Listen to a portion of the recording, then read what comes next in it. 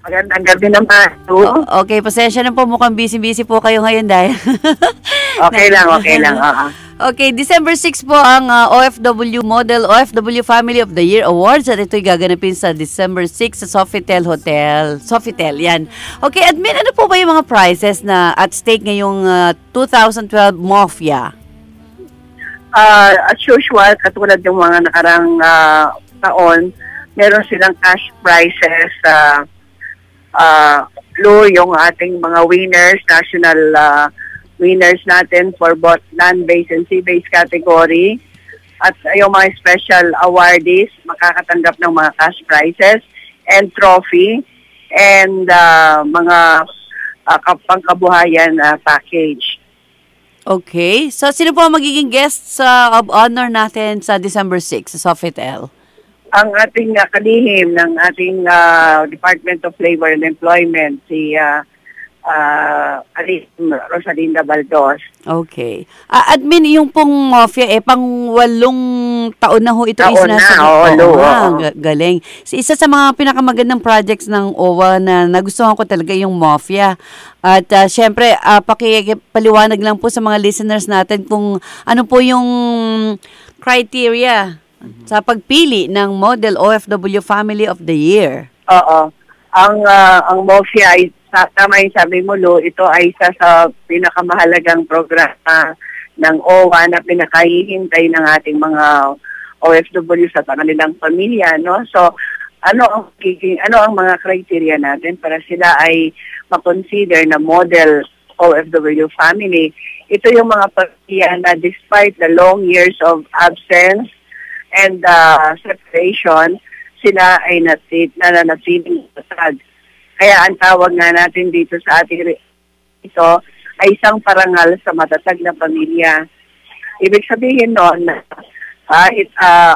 ang head of the family ay wala, yung pamilya na nandito ay patuloy pa rin nagsusumikap na mapabuti rin ang kanilang kabuhayan, yung kinikita ng kanilang head of family ay talagay sa mabuting pag-invest o mabuting pagkagastos, napag-aral nila yung kanilang anak sa magagaling na eskwelahan at nakapagpatapos at naging successful din sa kanilang mga profesyon at maganda rin yung kanilang nataguyod na negosyo or business, tapos tulong pa rin sila sa community na kanilang kinabibilangan. So it's it's a family na talagang kahit sa amatinang aspeto, sila ay... Okay, naputol si admin. I-redial natin. Alam niyo itong MOFIA na isang project ng OWA.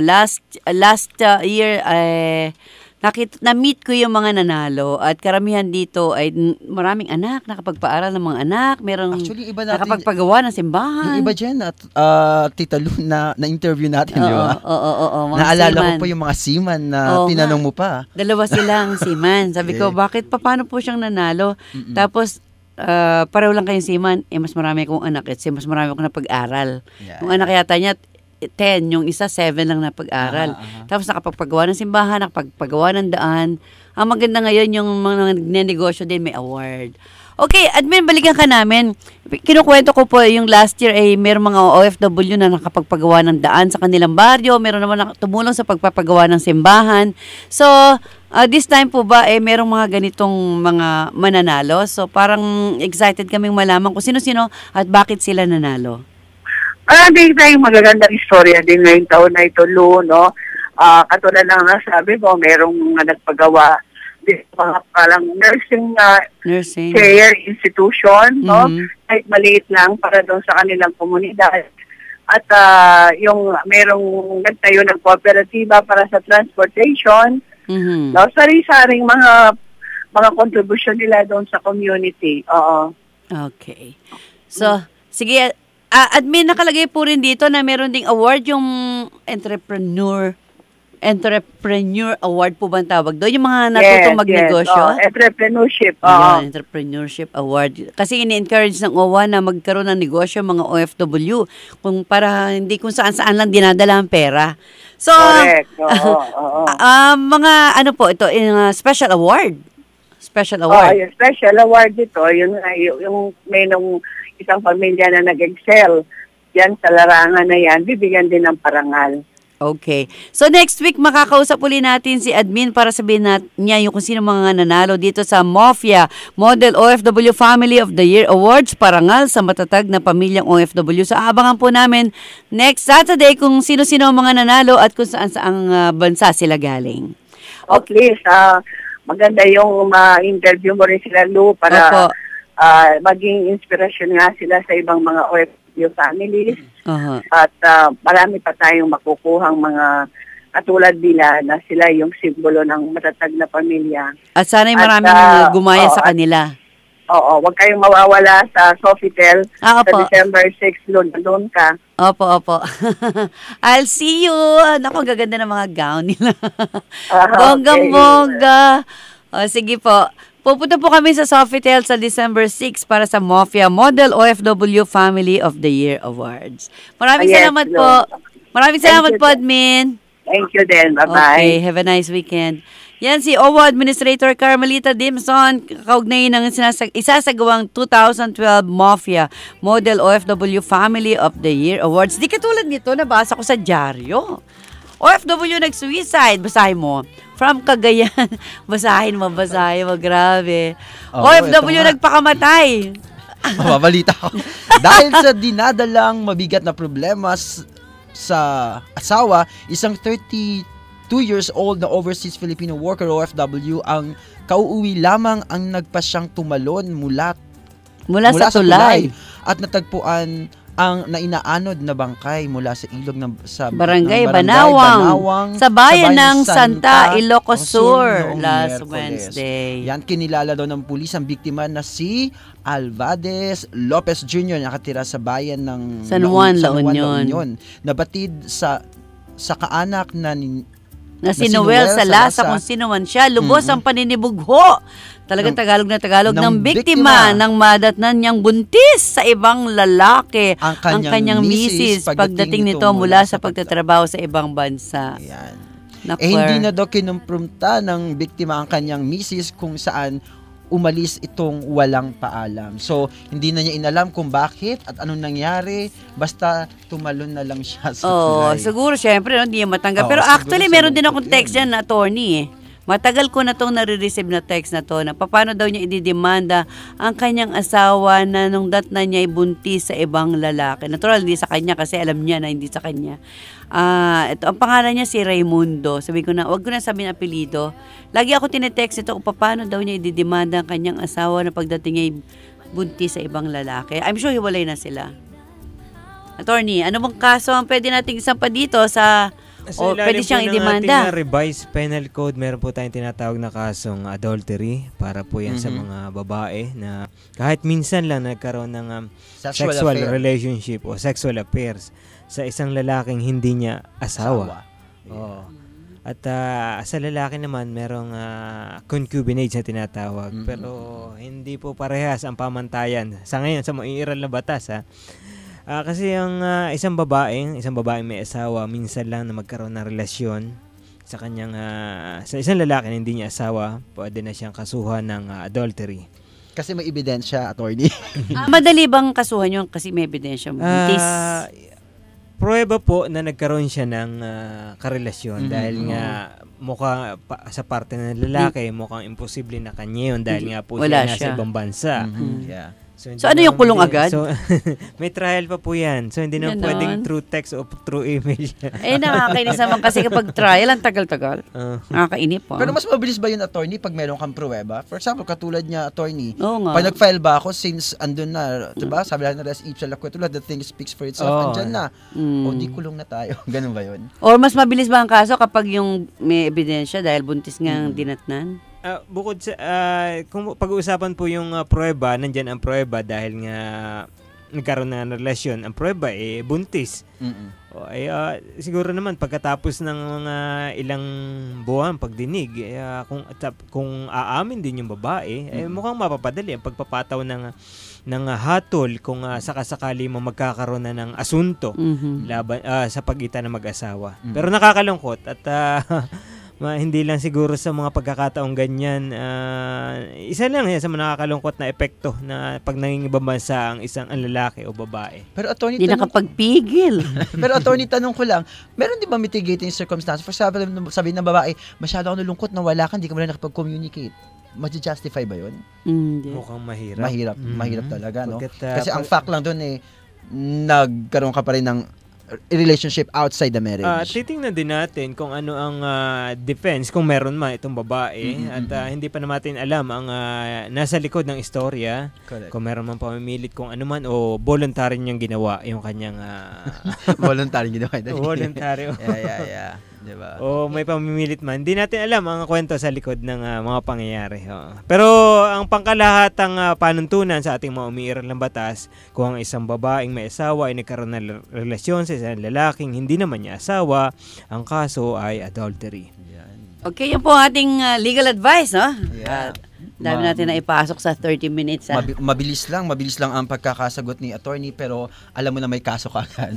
Oo nga. Kasi yung story yung ganyan, yun, nagpakamatay. Bakit ka magpapakamatay? Di mag-asawa ka ng iba? Diba? Baka naman hindi nagpakamatay. Naghahanap lang doon sa asawa niya nawawala.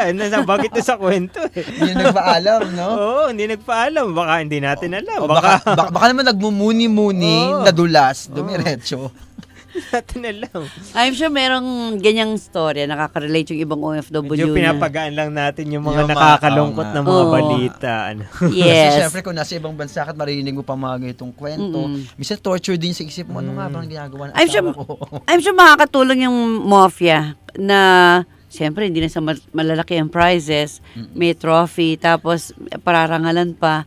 Sana yung ganitong proyekto makatulong para hindi lumala yung pamilya, hindi mawasak ang pamilya, hindi magkawatak-watak ang pamilya. Pero Tita Lu, asang-ayon ako din sa sinasabi mo pa last year about mafia. Sana i-categorize nila. For example, kasi hardly na ma-awardan ang mga, for example, ang mga kasambahay. Domestic helpers. Kasi magkano lang salary nila. Yung criteria, makapagpaaral, makatulong sa community. At karaniwan, particular sa Middle East, sila nagiging mga biktima. Yes. Diba? Parang dapat something should be gawin doon. It has kahiwalay. Pag domestic helpers, sila lang. Yes, tapos mga seamen, sea women, seafarers lang.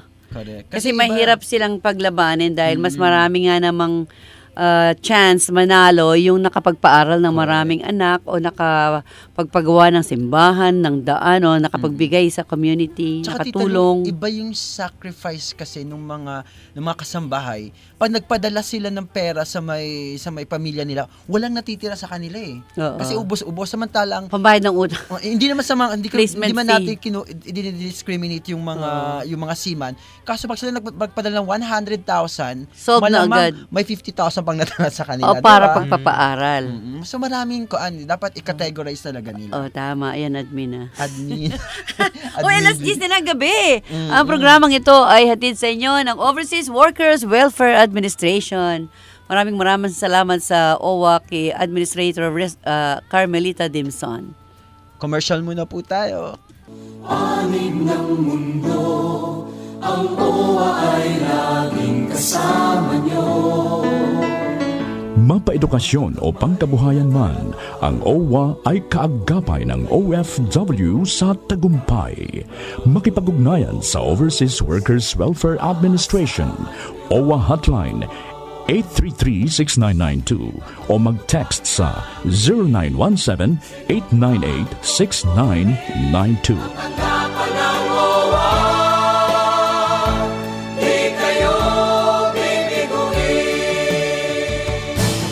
Ikaw ba ay manggagawang Pilipino na naaksidente o nagkasakit ng dahil sa trabaho? Huwag kang mabahala. Ang Employees Compensation Commission o ECC ay handang umalalay at tumulong sa iyo. Para sa karagdagang kaalaman, tumawag sa 899-4251 o mag-log on sa www.ecc.gov.ph o magsadya sa ECC 355 Hillpuyat Avenue, Makati City. Sa ECC, ang manggagawang Pinoy ay protektado. Ang Pasko pong ito ay isa sa magiging pinakamasayang Pasko sa ating bansa.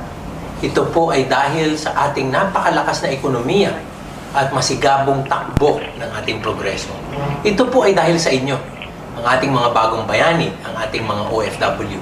Kaya kami po sa Film Life ay lagi nyo magiging kasama sa pagpaplano at sa pagbabalik ng inyong talagang pinagtrabaho para sa inyong mga pamilya.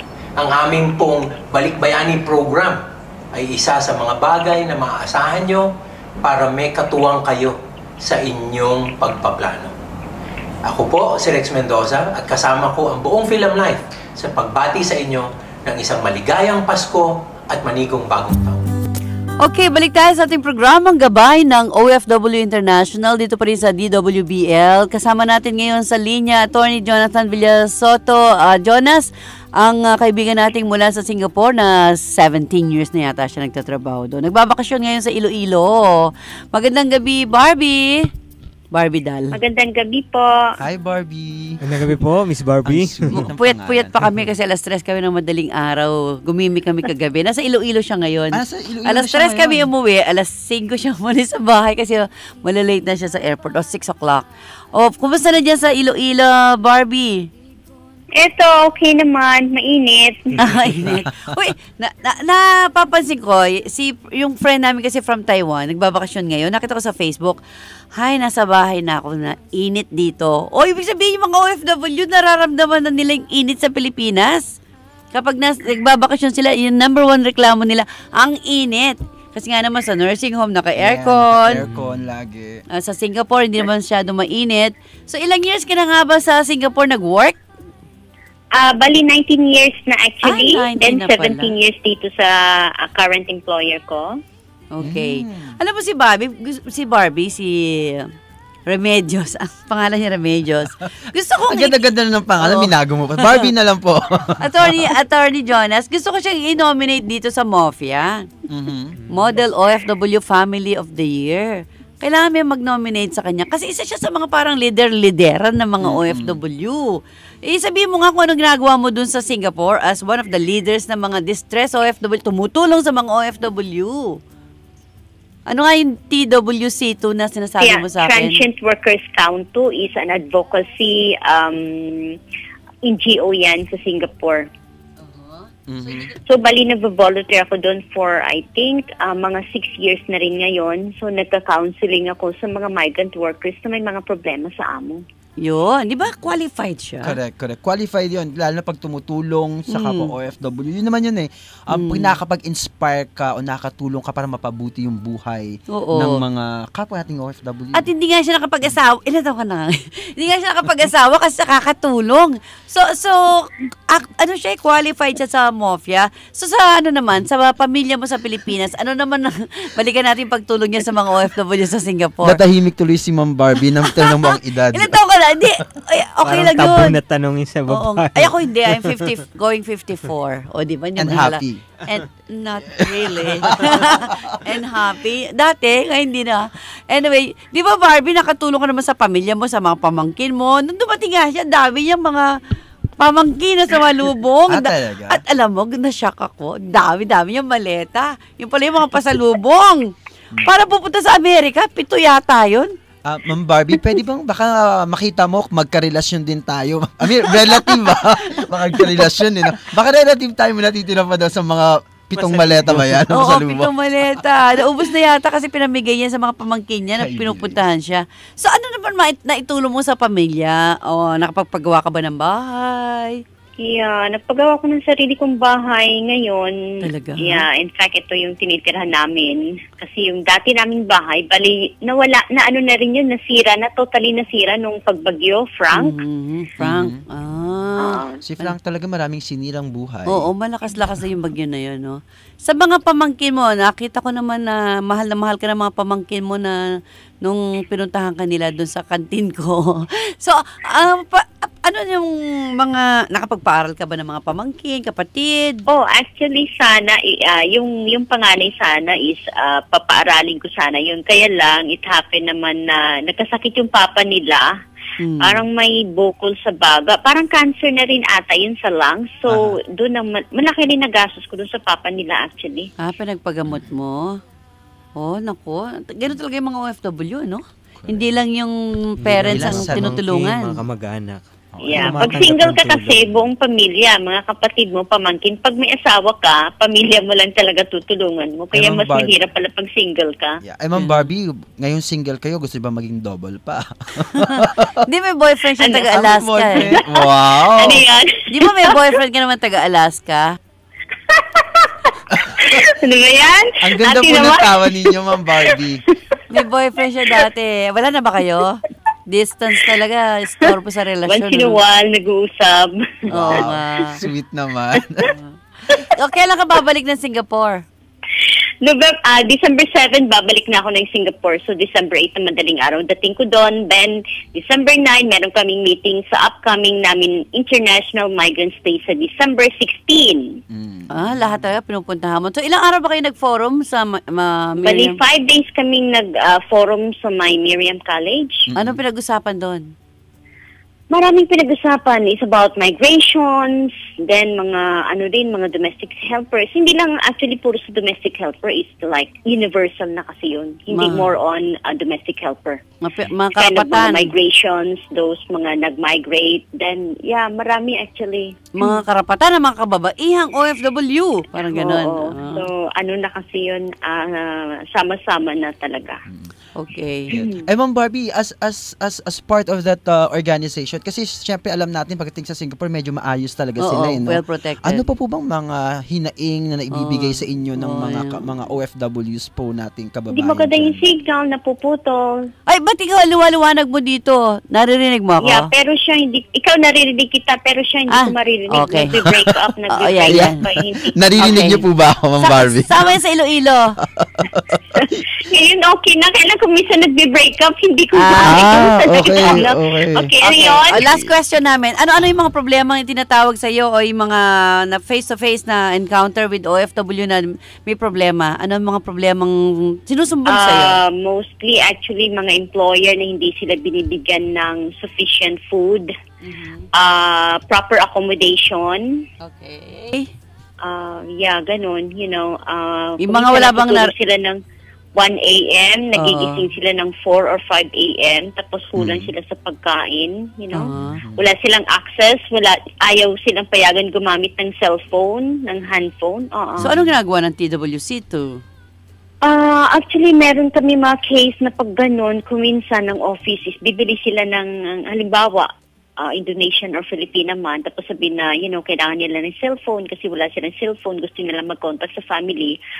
May isang case actually na bumili ng mumurahin na cellphone yung office and then binigay talaga doon sa bahay ng ng domestic helper para lang makapag-keep in touch siya doon sa family niya. Pero Indonesian yun. Pero nakakausap niyo yung mga among salbahe para sabihan na may mga karapatan ng mga OFW na to. O bawal din? Ang office, ang caseworker namin sa office actually ganun, tinatawagan yung mga employer na, tumawag yung katulong mo, may problema na ganito. Yung iba naman after that is okay na rin ang pag-treat nila sa helper nila. Pero meron mga ibang Singaporean na parang, wala silang pakialam. Okay. Okay, sige. Mukhang narinig ko yung tawag ng aso. Gusto na magpahinga ni Barbie dahil gagawin kami alas 3 na madaling araw. Malamang puyat na puyat pa siya. Oo nga. Pero Ma'am Barbie, meron pa kayong isang linggo para i-enjoy ang bakasyon. I-enjoy ang Pilipinas. Pero sana hanggang Christmas ka na rito na nasa Pilipinas, di ba? Mas masaya. mas hindi, magastos. next time na lang siguro. Wala sa planong umuwi actually. Wala sa plano. Oo nga Kasi pala, nung March, libre ka umuwi din lang. Ako, eh. Hindi ko bakasyon. Oo. Tsaka alam mo, yung December sa OFW, minsan di rin nila gusto yan eh. Ito yung pinakamagastos na buwan ng OFW. Pero ito rin yung pinakamasaya. Pinakamasaya. Oo naman. Oo nga. Kapag may pera. Yun ang pinakamasaya actually. Okay. Maraming salamat, Barbie from Maraming Iloilo. salamat po. Siya po ay 19 years na sa Singapore. Akala ko 19 years old. Hindi. Ayun yung sabihin talaga. Okay. Hindi ko ba sinabi? Yeah, I'm 42 years old. Why not? Bakit lang naman sa mother naked? Ma'am Barbie, you're still young at 42. You just started the life 2 years ago. Oo nga, life Like, begins Yeah, at sabi nga nila, life begins at 40. Anyway, Yes. yeah. napakabata pa ni itsura niya, napaka-slim. Talaga. Oo, bongga-bongga. Okay, maraming salamat, Miss Barbie. Okay, thank you so much. Good night. Good night. Bye-bye. Okay, yan po si Barbara Remedios Capanas mula sa Singapore at nagbabakasyon sa Iloilo. Ang programang ito ay hatid sa inyo ng OWA, Overseas Workers Welfare Administration. May babasahin si Atty. mamaya, kwento ni Jenjen Texan. Huwag kayong aalis, from Taiwan naman ito. Maraming salamat sa Overseas Workers Welfare Administration.